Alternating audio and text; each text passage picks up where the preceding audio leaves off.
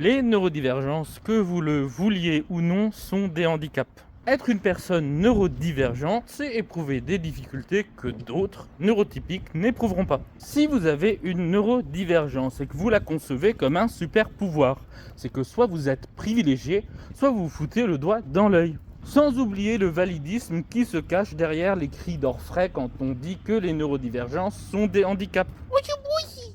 Bonjour petit chat. Bonjour. Ça va?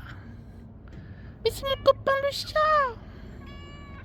Comment ça va? C'est gentil chat gentil. Mais viens chez nous. Viens chez nous. Je vais te faire une amie. Elle se nomme Clémentine. Elle est très amicale.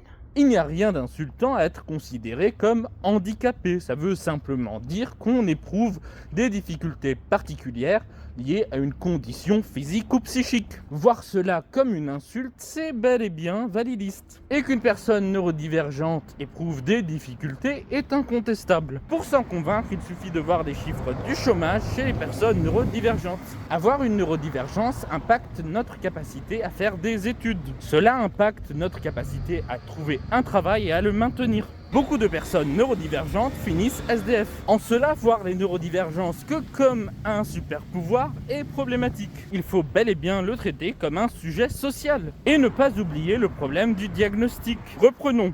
Les neurodivergences nous impactent économiquement. Et pourtant, un diagnostic est coûteux, pouvant s'élever à plusieurs centaines, voire plusieurs milliers d'euros. Ainsi, plusieurs personnes potentiellement concernées n'y ont pas accès. On a beaucoup parlé des difficultés d'accès au diagnostic chez les femmes. C'est très bien, encore faut-il ne pas oublier que d'autres groupes sociaux ont ces difficultés. Quand certaines féministes improvisées nous expliquent que tous les garçons ont été diagnostiqués à 6 ans, il y a un problème. Pour ma part, le diagnostic a eu lieu cette année, j'ai 34 ans.